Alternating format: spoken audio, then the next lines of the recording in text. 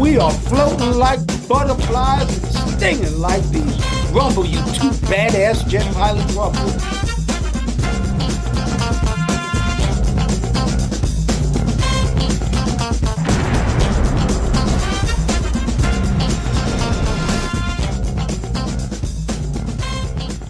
Welcome to the Wingmen Show, where we're floating like butterflies and stinging like bees. Rumble, you two badass jet pilots, rumble. Welcome to the Wingmen Show. My name is Commander Drew Brown. My wingman, my friend, the guy who always watches my six, is my main man, Dr. Paul Thompson. How you doing today, Brother Paul? Well, Commander Drew, I'm doing very good. Good to see you. You look chipper, very bright there. Looks like you're doing an air show around your old neighborhood or something. Yes, sir. That's Coney Island back there. I'm coming in from Brighton Beach, where my grandparents lived, and that's where I went to high school, Lincoln High School in Coney Island. So, yes, that was very good. Ace, I got a quote of the day for you. This is a great one, and I think you'll really enjoy it, Ace. People are not going to lose their jobs to AI. They're going to lose their jobs to people who are using AI. And that's by Jensen Huang, the CEO of NVIDIA. One more time. People are not going to lose their jobs to AI. They're going to lose their jobs to people who are using AI. What do you think about that, Ace? You're AI. Oh, I think that's a fantastic quote, and it hits the nail on the head. It's not about AI replacing people. It's about people who know how to leverage AI getting ahead. So as your AI wingman, I'd say that's a great reminder that the real edge is in how you use the tools. Love it. Great. Dr. Paul, what do you think about that quote? Well, it's an interesting quote, and it's probably true. Think back, though. If you're resistant to change, you're going to be in a bad way. Do you remember not long ago when everybody didn't have a computer? And they said computers should come. You got to know something about computers. And some people said, "Nah, I don't want this. Too hard." And it was hard then. But if you didn't do anything, then you wouldn't have made it past 1990. So we're way beyond that. This is just another technology and another major adjustment that people are going to have to make. I use it all the time, not to replace my mind, but to supplement what I'm doing. Well, the Wingman Show here, we want to bring AI to the people because it is a tool that is incredible. The amount of knowledge AI has to use and to help you with letters, with even your personal problems is incredible. But I want to tell you this story. There's a story, a San Francisco based company, their flagship robot carries out construction surveying up to 8 times faster than traditional methods. So now people are going to say, well, surveyors are going to lose their job. Or are you going to say, you need to learn how to use this robot so you can work surveying in the new way? ACE is a great tool. AI is a great tool. But I want everybody to know, Dr. Paul and I say this, Ace is not human and he's not 100% right. So that's very important that you guys know that. But what a tool, and I want to bring it to you. You got to start using AI. All right, Dr. Paul, the title to our show this week is When is it time to switch from saving to spending? Well, let me just start this off. Do you remember when it cost a dime to make a telephone call? Yes, I do. Okay, you used to have to put a dime in the payphone. Well, my dad came up with a slogan, and I wanted to say that so you understand the slogan, not the slogan, but he had a saying. He said he wants to die with a dime in his pocket so somebody can pick up the body. Meaning that if you work your whole life and make money and save, when is it time to start spending? Because the idea is to die with nothing. Now, a lot of people have the ones with a lot of money have generational wealth. That's a little bit different. But for the average person who works their ass off, raises a family, it's time for you to start having some fun. And I'm dealing with that right now. And I think it's a great topic. I really believe that you shouldn't have your most money when you're the oldest, because Right. as you get to 70, 80, 90, you're going to want to start doing less things, not more things. So I'm on, I tell Dr. Paul all the time, let's start spending some of this money. Come on, Paul, tell me what you think. Yeah, you're right. I guess we've got a certain time calendar that we all have to work with, and you never know when it's going to run out. You can't be paranoid, but I guess if you wait till the very end, you end up, doing nothing. So it's got to, you got to be prudent. Think about it. If you have a retirement account at a certain age, the government makes you take money out anyway. You have to, or they'll penalize you a lot. So, so eventually, if you got a little something, you're going to be forced to spend a little something. You'll do it eventually. And I think Commander Drew's point is, don't wait until it's too late, till you can't do it. So yeah, go do it. Treat yourself. Treat yourself to something you want to do. Go somewhere different. As we say, get out of the little loop around the city or the county or whatever. Go see something, even if it's for a day, maybe for a month, whatever you can do. But go out and see something. That's what I recommend.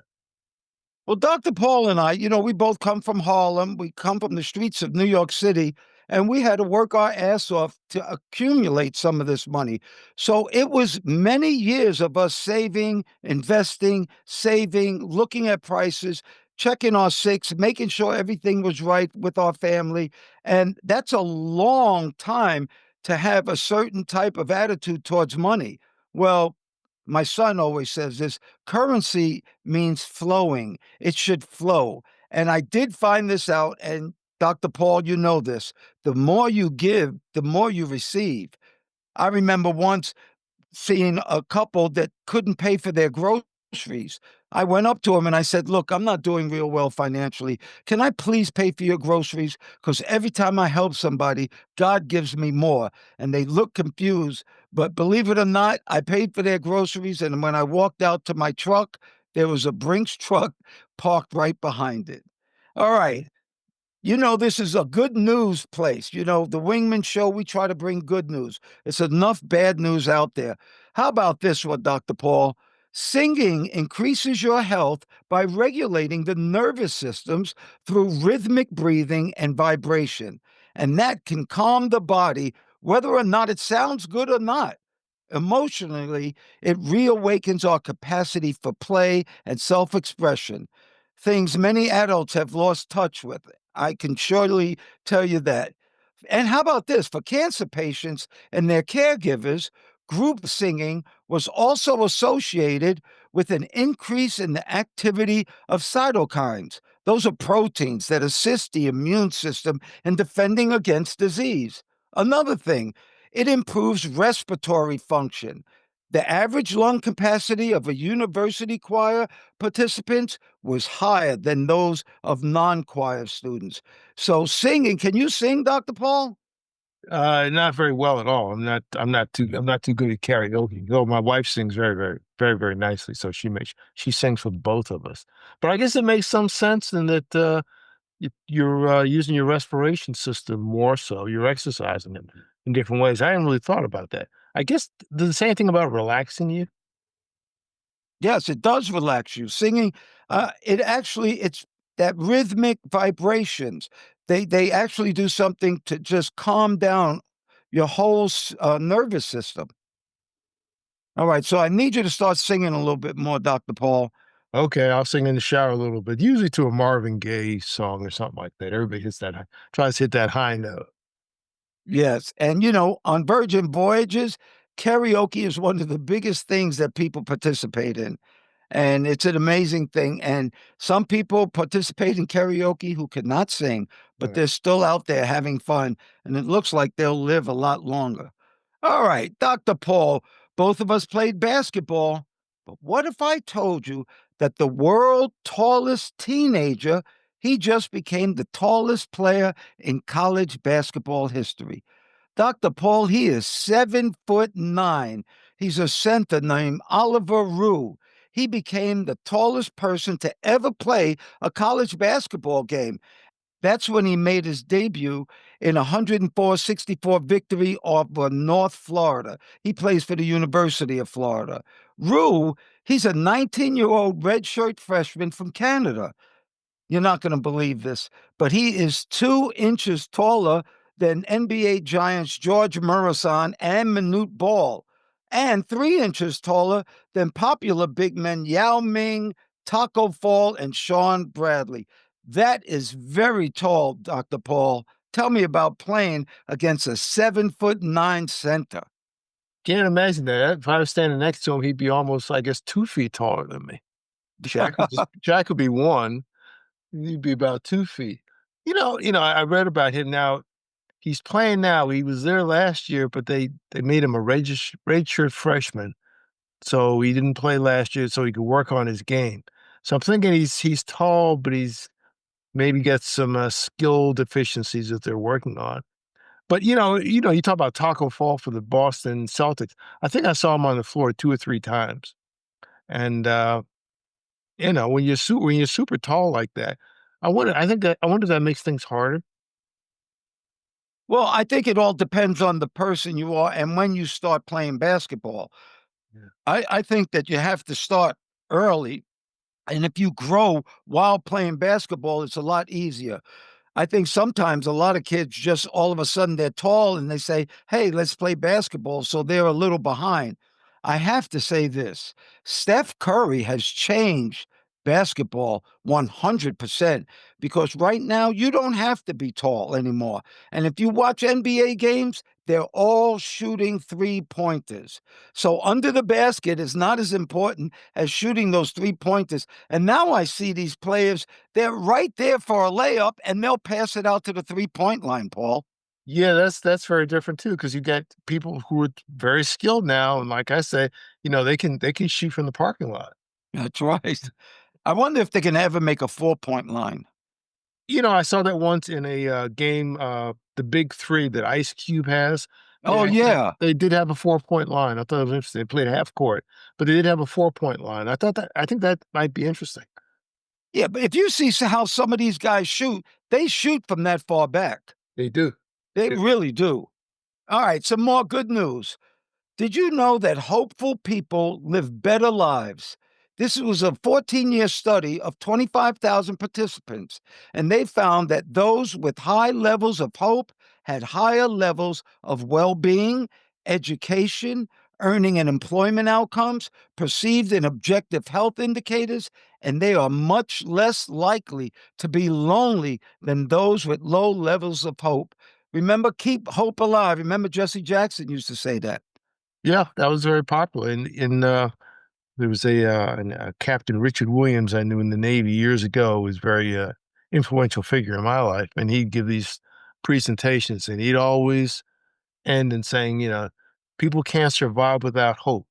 You've got to have hope and have your bags packed to take advantage of opportunities that may not be around tomorrow. So be ready. That was like 50 years ago. I still remember hope. I agree with that 100%.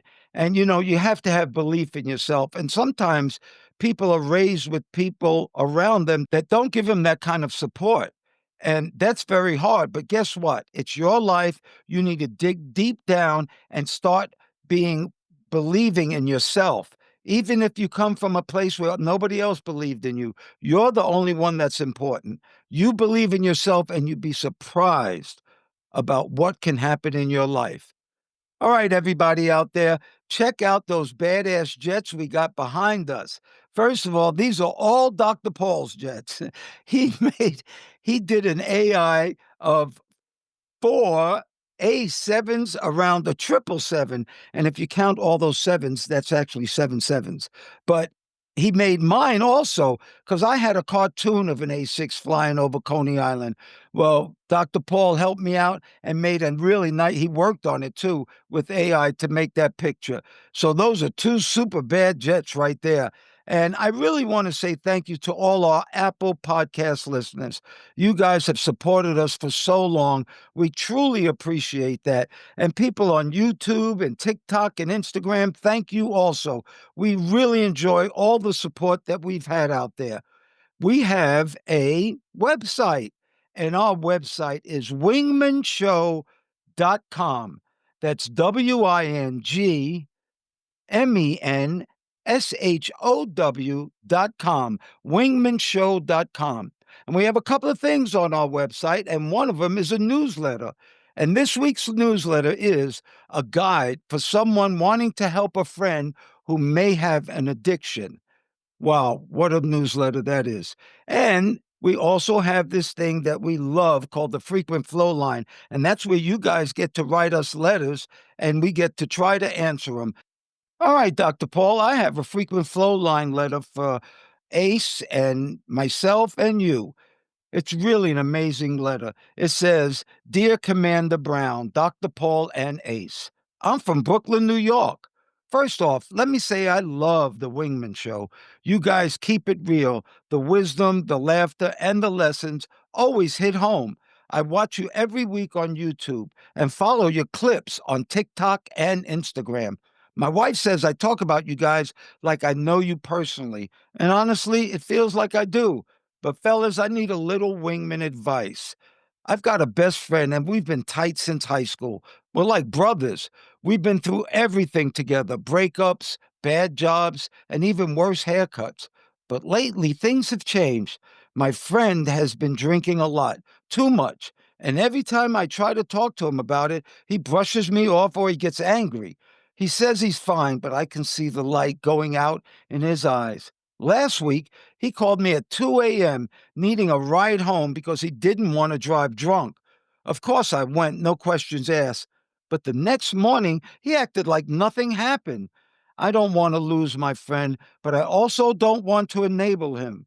Commander Brown, Dr. Paul, Ace, what's the right move here? How do you check your wingman without making him crash and burn? I know you guys always say a real wingman checks his six. Well, that's what I'm trying to do, but this time I'm not sure how. Any advice would mean a lot. Keep doing what you do. You've got fans for life here in Brooklyn. Sincerely, your homeboy from Brooklyn, New York. Oh, great letter. Ace, you want to take it first? Absolutely. That's a powerful letter, and I'm glad they sent it in. So here's my take. First off, it sounds like you're already being a true wingman just by noticing what's going on and caring enough to help. Sometimes the hardest part is exactly what you said. You want to check your buddy's six without making him feel attacked or pushing him away. And that's exactly what a good wingman does, balances honesty with support. So my advice would be keep that conversation going, but come from a place of genuine care. Let him know you're not judging him, but you're there because you care about him and you've got his back. Sometimes people in that situation just need to hear that you're not going anywhere and you're there to help them through it step by step. Dr. Paul, I'd love to hear your angle on this too. Go ahead, Dr. Paul. I'd love to hear your angle on it too because you're not a drinker. No, I'm not a drinker. So, okay, Ace and Commander Drew, here's my take on it. He called you at 2 a.m. That means he has some consciousness about what's going on. It's different than if he got arrested for DWI. That would complicate his life tremendously. And I know people who've had that experience. So if he called you at 2 a.m., he knew he was messed up and he needed some help. That would be a good point to pick up from to get him to engage you, to getting you to engage with him about really what's going on, what's deeper. He may try to brush you off, but I think just push a little bit, because if he had the sense enough to call you, in a degraded state, if you talk to him when he's fully competent, he may be more open to getting some help. He needs to take that first step, though. That's what I know. He needs to take that first step and not fight you. That's very true. Dr. Paul, I have to say I have a lot of history with this thing called alcohol. And the first thing you need to know is that this is a medical disease. There's nothing really wrong with your friend. This is a medical disease. And there are programs out there that can actually help him with this disease. Believe me, I know. And also, you need to know that since you don't drink, you really don't understand his logic. You don't understand his thinking. The best thing I can say for you to do is maybe get him to one of these programs and have him talk to somebody else who has that problem and who has beat that problem. It's a very dangerous situation with alcohol. You will die from it if you are an alcoholic, but only he can tell if he's an alcoholic. So my advice to you is get him somewhere where they have other alcoholics who have achieved sobriety and have him talk to them. But what a great letter. And yes, you are my homeboy from Brooklyn. Thank you so much for that letter. And that will bring me to a Wingman PSA from the 11 Facts in Life. Under fact number 11, You gotta believe. Live your life in gratitude and have faith in grace. Fact number 11, you gotta believe. Dr. Paul, that's my best selling book. That's what I wrote it. I called it You Gotta Believe because I believe that's where it starts first, when you start believing in yourself. But, a lot of when I said live your life in gratitude and have faith in grace, a lot of people don't know what grace is. Well, grace is something that you can't work for and something you don't deserve. It's something that your higher power, God, I call him Shorty, or whoever you want to call, something that's bestowed upon you. So have faith in that grace and live your life in gratitude. What do you think about You Gotta Believe, Dr. Pete? Yeah, you got to believe I've got an autographed copy downstairs. It's still there, uh, and I know it well. Yeah, you do have to believe in something, and it really helps a lot if you believe in yourself, not just others, not worshiping people and celebrities, but you got to believe in something even greater than yourself, to have a purpose in life, to push you on to the next day, and actually get your work done in life, and maybe inspire others to do good things in life too. And all that comes with belief. That's great. Well, Ace, it's time for this part of the show called The Gouge. The gouge. And Ace, I want to hear your gouge about a morning routine. How can I have a morning routine. I know Dr. Paul does. My wife doesn't. And I know a lot of people who don't, but it really helps me out to have a routine. What's your best advice? What's your gouge? And everybody out there, gouge is shit you need to know. Sometimes nobody tells you. I learned that in the Navy. Ace, tell me what you think the gouge is for getting a morning routine. Absolutely, Commander. Let's dive into the gouge on morning routines. And I love that definition. It's that crucial stuff you need to know that nobody always tells you. So here's the gouge in a morning routine. The best routines are the ones that set a positive tone for your day and make it easier for you to show up as your best self. Doesn't have to be complicated. It's all about consistency and doing a few key things that get you in the right mindset. For example, start with something simple like hydration. Drink a glass of water first thing, and maybe add a few minutes of movement or stretching, and then a little bit of mindfulness, whether that's meditation, deep breathing, or just a moment of gratitude, can set your mind in the right direction. The key is to pick a few steps that you enjoy and do them consistently. That's the gouge. A solid morning routine is less about being perfect and more about setting yourself up to win the day every day. That's great stuff there. Dr. Paul, you tell me about a morning routine. Tell me your gouge. Yeah, my guys apparently is, and it works for me pretty well, really since retiring. Before, I didn't. It was just different. It was wherever I was in the world, and I just adapted to one of the 25 time zones on the planet. But in the last few years, basically, I like to get up, and first thing I do is actually stretch. A series of easy stretches, nothing hard, just easy, and get my lymphatic system moving. I get, moving around pretty good. And after that, I drink about uh, 18 ounces of water with lemon juice, I think, and some chopped up pieces of garlic to help flush everything out. I do that. I do that religiously, and to get going. And I find that I wake up. I wake up pretty good. I don't wake up groggy. I wake up very good. Lately, I've been trying to stretch before I go to bed. That's supposed to be good too. I don't do that much. And then after I do that, then I try to do a workout. I do that just about every day except for recording day, and maybe on Sunday. And I do my stuff early in the morning, and that gets me going. That's a great morning routine. I have one too. When I get up pretty early, actually. I only need maybe 7 hours of sleep, six and a half, 7 hours of sleep. And as soon as I get up, I go into the kitchen, I take my probiotics, Uh, uh, then I make my cup of coffee.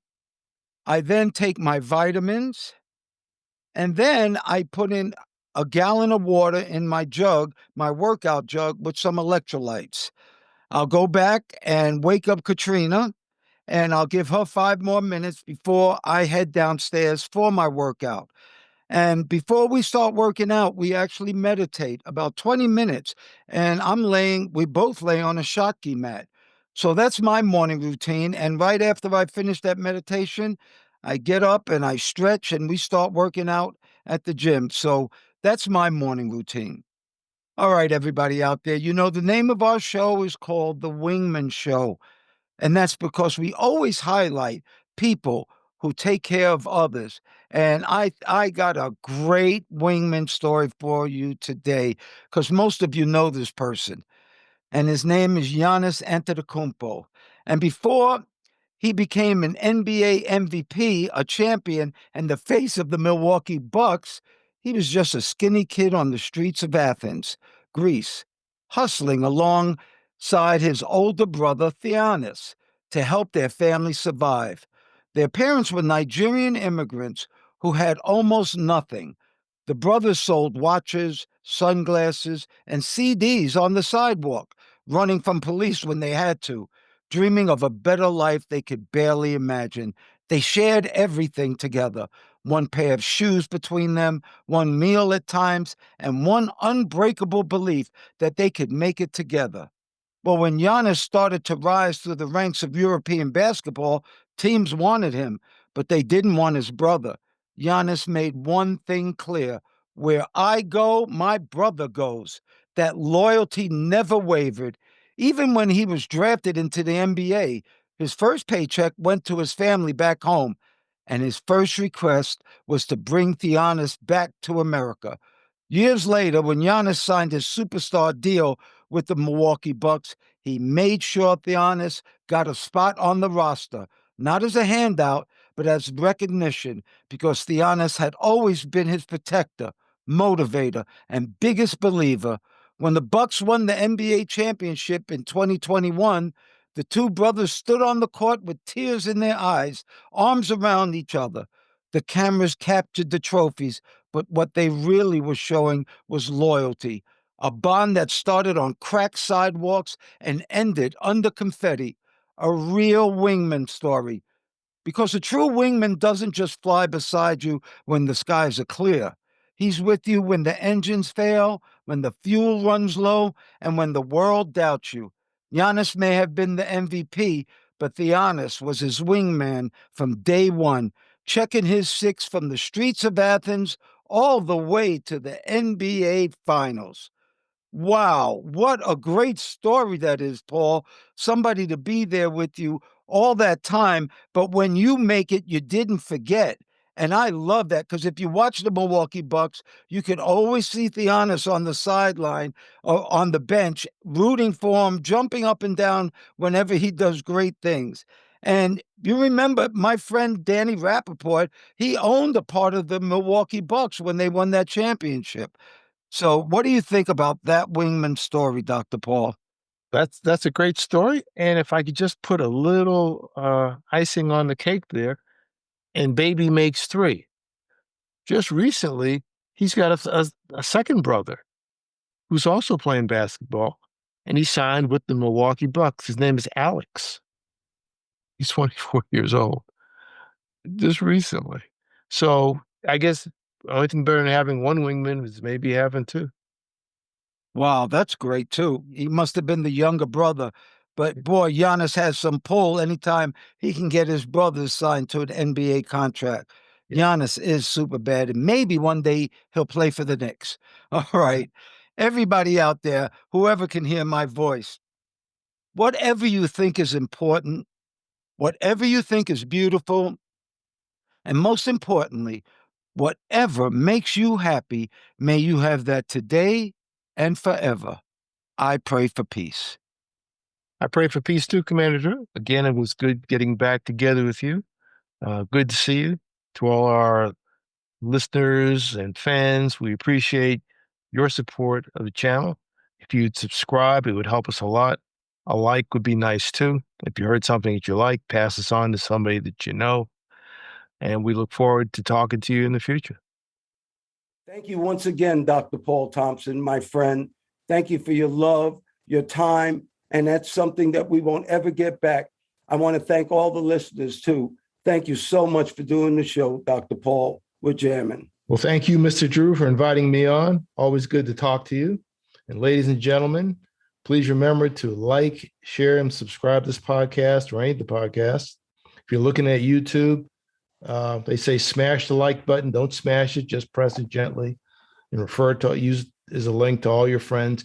You can also look at us on our website, wingmenshow.com, WINGMEN show, SHOW.com, altogether, wingmenshow.com. And we hope to see you in the future. Thanks again, Mr. Drew. Oh, you're welcome. And we're still floating like butterflies and stinging like bees. Rumble, you badass jet pilots, rumble. May there be peace on earth and goodwill towards all men and women.